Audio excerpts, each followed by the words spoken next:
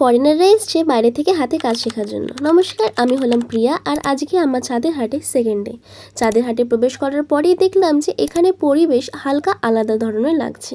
সবার সেই ডান দিকের ঘরের দিকেই এত বেশি নজর কেন? তারপরে গিয়ে দেখলাম ওমা, ফরেনাররা এসছে হাতের কাজ শেখার জন্য। হওয়ারই কথা, আমাদের শিল্পীরা কিছু কম নয়। তারপরে উপরে চলে গেলাম নিজের জিনিসপত্র রেখে স্যারের কাছে ড্রয়িং শেখার জন্য।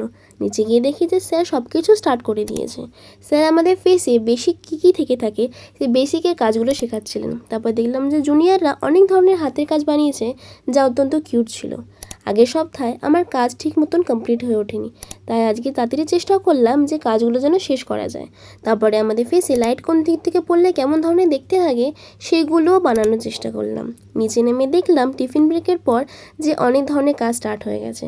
আমার বাড়ি এখান থেকে বেশি দূরে নয়, তাই আমি চেষ্টা করলাম যে বাড়িতে গিয়ে খেয়ে দিয়ে স্নান করে ফিরে আসার।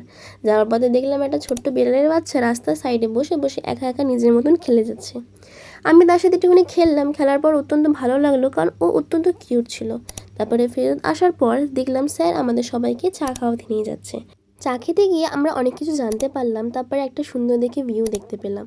আসার পর স্যার আমাদের থিওরি ক্লাস স্টার্ট করে দিলেন। তারপরে আমরা অনেক ধরনের মনের ভাব জানতে পারলাম, শিল্পী কেমন করে হয়ে ওঠা যায়, অনেক বিষয়। তারপরে দুটো বই পাওয়া গেছিলো একটা স্টুডেন্টের কাছ থেকে, যে বইয়ের মাধ্যমে প্রথম চাঁদের হাট শুরু হয়। তারপরে সন্ধেবেলায় আমরা নেমে অনেক ধরনের কাজ শিখি, যে জিনিসটা আমি নিজে থেকে বানিয়েছি, আমাকে কেউ শিখিয়ে দেয়নি।